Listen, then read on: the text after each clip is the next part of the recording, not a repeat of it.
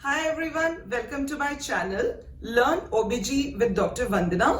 आज का जो एपिसोड है वो हाइपरटेंसिव डिसऑर्डर्स इन प्रेगनेंसी का लास्ट और फाइनल एपिसोड है and the topic for today's discussion is HELLP syndrome.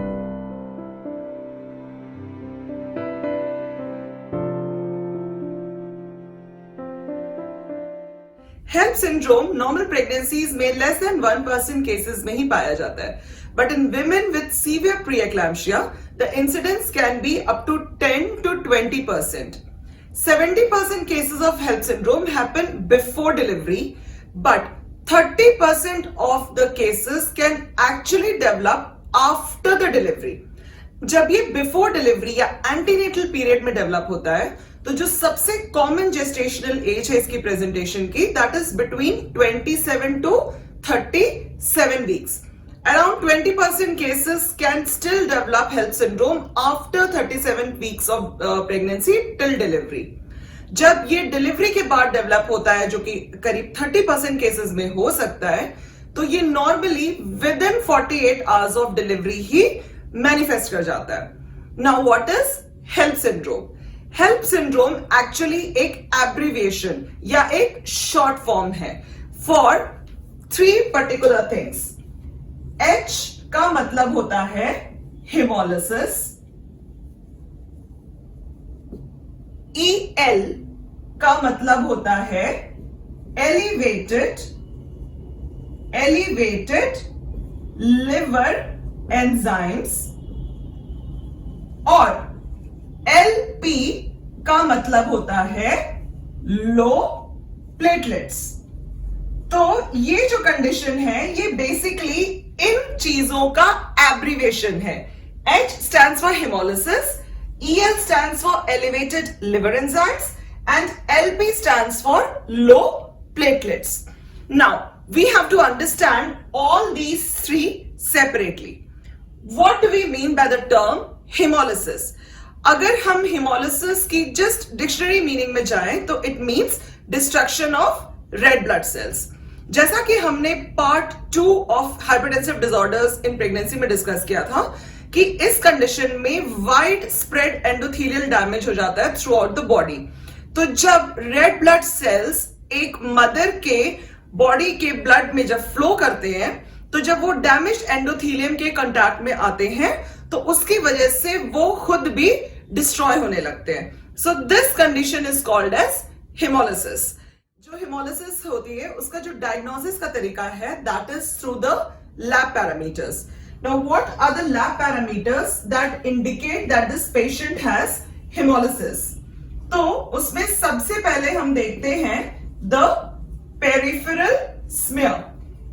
जब भी हम किसी हेल्प सिंड्रोम की क्लाइंट का पेरिफेरल स्मीयर कराते हैं, and because this condition is a microangiopathic haemolytic anaemia, तो जो डिस्ट्रक्टेड आरबीसीज हैं they are seen as fragmented cells, और कुछ कॉन्ट्रैक्टेड रेड सेल्स दिख सकते हैं with spicules which is also called as the burr cells. तो ये जो टिपिकल फीचर होता है पेरिफेरल स्मीयर का ऑफ महा और micro angiopathic haemolytic anaemia, this can be seen in a client with HELLP syndrome. Second feature of hemolysis is the levels of the enzyme LDH, also called as lactate dehydrogenase. Hemolytic anemia में इसके levels more than 600 units per liter से ज्यादा पाए जाते हैं। तीसरा is the levels of the hemoglobin. Now, because there is destruction of the red blood cells, तो जो hemoglobin levels है वो भी कम होने लगते हैं। So there is a decrease in the hemoglobin, but क्योंकि अब ये hemoglobin destruction हो रहा है, so it can take 2 pathways. पहला, as we all know, the destroyed hemoglobin gets converted into bilirubin. So the levels of unconjugated, मतलब जो bilirubin protein से बाइंड नहीं हुआ है, the levels of unconjugated bilirubin starts rising, and patients को typically jaundice develop हो सकता है with the bilirubin levels of more than 1.2 milligram %. जो दूसरा पाथवे है वो है through haptoglobin. So whenever the hemoglobin is destroyed, it gets combined with the protein haptoglobin, और ये जो complex है, this gets destroyed in the spleen. So one of the most specific indicator for hemolysis in HELLP syndrome can actually be very low or absent haptoglobin levels in the woman's body. जो typical lab levels हमें मिलते हैं, that is less than 1 gram per deciliter to less than 0.4 grams per deciliter. So these are the lab characteristics of hemolysis in a patient with HELLP syndrome. Now coming to the EL part, that is the elevated liver enzymes. So the significant enzyme for diagnosing this condition is EL, यानी कि elevated liver enzyme. The enzyme that we are talking about is basically AST या aspartate transaminase. So the AST levels in a woman with HELLP syndrome increases to more than or equal to 70 units per liter. Now the third condition, that is low platelets or LP, also called as thrombocytopenia. तो अब ये जो patients हैं HELLP syndrome वाले, इनको thrombocytopenia क्यों develop होता है? द रीजन इज दैट क्योंकि एक wide spread endothelial cell damage है पूरी बॉडी में, इसी की वजह से लिवर एंजाइम्स भी रिलीज होते हैं क्योंकि लिवर डैमेज भी होता है. तो जब एंडोथेलियल डैमेज होता है तो जो प्लेटलेट्स हैं they go and plug the endothelial damage sites, जिसकी वजह से प्लेटलेट्स का consumption overall in the body is increased, which leads to a faster turnover and shorter half-life of the platelets in the body. So the levels of platelets start falling, and significant levels are when it is less than 1 lakh per microliter. Now based on the picture of hemolysis, the elevated liver enzymes and the thrombocytopenia, there are two ways in which a patient with HELLP syndrome can be classified.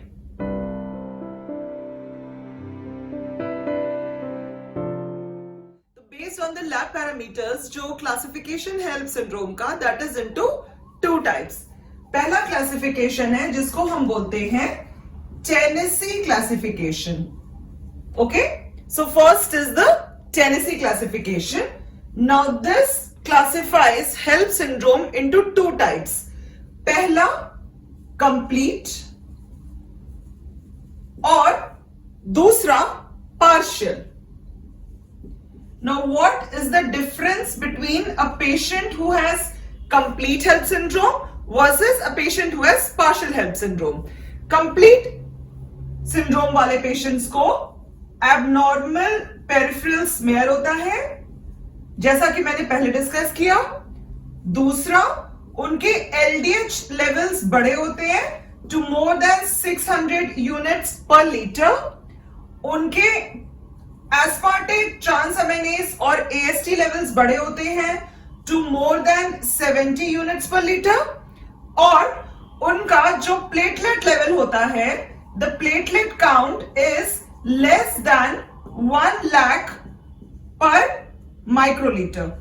तो ये तो हो गया complete HELLP syndrome. Now what is partial? Partial HELLP syndrome हम उन patients को बोलते हैं जिनको सीवियर प्री एक्लैम्पशिया के साथ इस पूरे HELP में से कुछ एक और होता है. जैसे फॉर एग्जाम्पल द लेडी में be having only H plus EL, मतलब haemolysis plus liver enzymes raised, या she may be having EL plus LP, मतलब liver enzymes raised with low platelets, या the lady may be having only low platelets. So depending on this, the patient can be a partial HELLP syndrome patient. तो ये तो हो गया Tennessee classification. Now the second classification is called as the Mississippi classification. Mississippi classification में हम अपने patients को classify करते हैं into classes of patients. Okay? Mississippi classification. इसमें जो क्लासिफिकेशन है, in that the patients can be class 1 or they can be class 2 or they can be in class 3. Now what happens in class 1? Class 1 में अगर मैं पहले haemolysis या LDH की बात करूं तो तीनों क्लासेस में जो एलडीएच का लेवल है वो तो 600 यूनिट्स पर लीटर से ज्यादा ही पाया जाएगा. ओके, अब talking about the liver enzymes. So ईएन वाले में जो एएसटी का लेवल है वो क्लास 1 और क्लास 2 में more than equal to 70 units per litre पाया जाता है, बट क्लास 3 में वो more than 40 units per litre के रेंज में जब रहेगा, then we say it is a class 3. Now the main point is the platelets. जो क्लास 1 के पेशेंट्स होते हैं उनका प्लेटलेट लेस देन 50,000 पर माइक्रोलीटर होता है. जो क्लास 2 के पेशेंट्स होते हैं उनका बिटवीन 50,000 टू 1 लाख पर माइक्रोलीटर होता है, और जो क्लास 3 के पेशेंट्स होते हैं उनका बिटवीन 1 लाख टू 1,50,000 पर माइक्रोलीटर की रेंज में होता है. So this is basically the various classes in which a patient can be classified based on the levels of LDH, AST and platelets. Now, it is important to remember कि जो हमारे class 1 के patients हैं, they have the more severe form of HELLP syndrome as compared to patients who are in class 3. Because usually उनका जो AST होता है वो just more than 40 units per litre से ज्यादा बड़ा होता है, और उनका platelet count between 1 lakh to 1,50,000 पर माइक्रोलीटर की रेंज में पाया जाता है. Now what are the symptoms in a mother who presents with HELLP syndrome?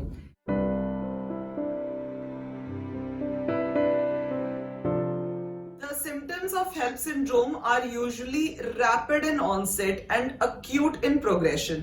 कुछ पेशेंट्स में वो इंसीडियस ऑनसेट देखा जा सकता है, but the most common presentation in HELLP syndrome is usually rapid. जो सबसे कॉमन कंप्लेंट्स हमारी मदर्स लेकर आती हैं वो है राइट अपर क्वाड्रेंट पेन या फिर epigastric pain. And if we reflect back to part 1 and part 3 of hypertensive disorders जो इससे पहले हमने डिस्कस किया था, उसमें ये एक डेंजर साइन है और या एक डेंजर सिम्टम है जो अगर मदर दे तो हमें अलर्ट हो जाना है. Also the mother can complain of nausea and vomiting. Around 30 to 60% of the mothers may have severe headache and about 20% of the mothers may complain of blurring of vision. तो जैसा कि हमने part 1 और part 3 दोनों ही videos में discuss किया, epigastric pain या right upper quadrant pain या हेडेक या blurring of vision, these are all danger signs in a mother with severe preeclampsia. Now what are the risks to the mother and the fetus?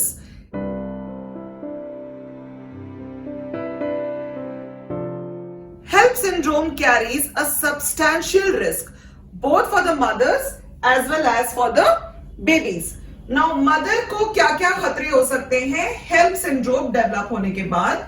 So in case of mothers, the maternal risks are, first, there can be the onset of eclampsia in about 10% of the mothers who have developed features of HELLP syndrome. The next problematic complication can be abruptio placentae, and this can be seen in about up to 20% of the mothers with HELLP syndrome. The third complication that can develop is DIC or disseminated intravascular coagulopathy. Now this can also happen because of coexisting abruptio placentae, and in some cases the incidence can be as high as up to 56% in women. Also, there are risks of the mother developing pulmonary edema or cerebral edema. The mother may also develop severe ascites. Okay, there can also be acute renal failure या ARF के symptoms develop हो सकते हैं in mothers में. So HELLP syndrome can have a very fast and poor prognosis if not identified and managed timely. Now, what are the fetal risks? Usually जो fetal risks होते हैं that are related to prematurity itself. क्योंकि हमें जब ऐसे patients मिलते हैं तो in the benefit of the mother and especially if the serious condition is deteriorating तो हम quickly baby को deliver करा देते हैं. So mostly जो babies के symptoms होते हैं या जो उनकी morbidity होती है they are mostly related to prematurity. And because of the placental insufficiency which was existing because of the severe preeclampsia, the babies can be intrauterine growth restricted or small for gestational age at the time of birth.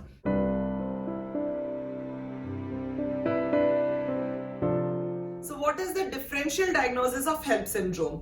करीब 5% patients को actually jaundice develop हो जाता है. जैसा कि हमने discuss किया था, because of the destruction of the haemoglobin some 5% of the mothers can develop jaundice. तो जो इसकी डिफरेंशियल डायग्नोसिस होती है हेल्थ सिंड्रोम की, उसमें 2-3 कंडीशंस ऐसी होती है जिससे यूजुअली लोग कंफ्यूज कर सकते हैं. One of the most important one is the AFLP या acute fatty liver of pregnancy, जिसको हम सब्सिक्वेंट वीडियोस में और डिटेल में डिस्कस करेंगे. बट AFLP नॉर्मली 30 वीक्स और 38 वीक्स के बीच में डेवलप होता है. AFLP के जो 2 प्रोमिनेंट फीचर्स हैं उसमें से पहला है हाइपोग्लाइसीमिया और दूसरा है increase in the prothrombin time, जो कि दोनों ही यूजुअली हेल्प सिंड्रोम में नहीं देखा जाता है. स्पेशली अगर DIC डेवलप नहीं हुआ है तो PT नॉर्मल होगा इन पेशेंट्स का.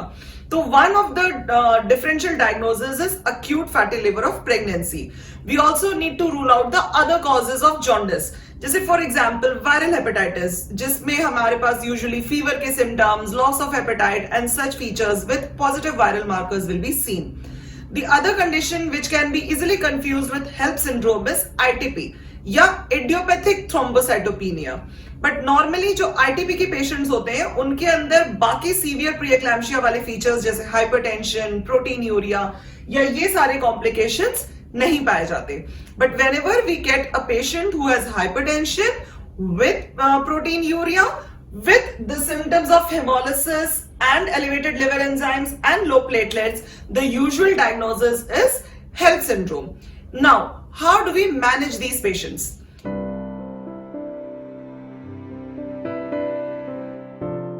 The most important criteria or the most important clinical considerations for this management is basically the mother's management and the outcome of the baby. तो जो जनरल फीचर्स ऑफ मैनेजमेंट जो हमने part 3 में discuss किया, जो severe प्रीएक्लैम्शिया और एक्लैम्शिया का है, वो यहां भी फॉलो होगा. Namely stabilisation of the patient with IV fluids, catheterisation, oxygen inhalation, anticonvulsant therapy because several of them can develop eclampsia, control of blood pressure with either injectable labetalol or tablet nifedipine depending on the blood pressure levels of the patient. And if the mother is beyond 34 weeks of pregnancy, then we plan the delivery of the mother depending on the Bishop score either by vaginal route or a planned cesarean section. Now, what about those mothers who are between 24 to 34 weeks of pregnancy? So again, we have to give the dexamethasone steroid coverage to the baby and deliver the mother in the best interest of the life of the mother. There are controversies regarding the role of conservative management in these mothers, but the point to remember is that HELLP syndrome के patients को हमेशा एक tertiary care centre पे ही manage करना चाहिए, where we have an HDU ICU kind of setup and multidisciplinary approach हमारे पास available हो to take care of these patients. There are some important considerations during delivery also. अगर किसी mother का platelet count less than 40,000 पर microlitre है तो हमें उन्हें प्लेटलेट ट्रांसफ्यूजन देना पड़ेगा, स्पेशली अगर हम उनको सिजेरियन सेक्शन के लिए लेकर जा रहे हैं. हमें हमेशा पीपीएच के लिए रेडी रहना पड़ेगा इन पेशेंट्स के साथ, because there are chances of heavy bleeding after delivery. Now coming to the role of steroids in the management of HELLP syndrome itself. What is that? Several studies have shown the role of injection dexamethasone given 10 milligrams IV 12 hourly is beneficial not only for the preterm baby but also for the mother who is suffering from HELLP syndrome. However, there are also several studies which do not show any additional benefit by giving this injection to the mother in improving her condition of HELLP syndrome. Hence, the decision is purely clinically dependent on the service care provider. Now, what are the postpartum considerations for these mothers? Mostly हम इन mothers को एक HDU setup में एक multidisciplinary team के under में रखते हैं even in the postpartum period. Usually 3 to 7 days के अंदर इनके जो lab parameters हैं they start resolving. And for thrombocytopenia, it may take up to 11 to 12 days to normalize. So overall, अगर इन mothers को एक comprehensive तरीके से treat किया जाए, so we can definitely work on reducing the mortality rates due to HELLP syndrome. Now, it is also important to remember that hypertensive disorders in pregnancy is one of the most significant of the triad of the maternal killers all over the world. So with this, we come to the end of this episode and also the 4-episode series on hypertensive disorders in pregnancy. If you haven't subscribed my channel, please subscribe the channel Learn OBG with Dr. Vandana and touch the bell icon to get regular videos on routine obs-gynae practice, which may be helpful for students, both medical as well as paramedical, for various entrance examinations and for the healthcare professionals working in the obs-gynae setup in different setups.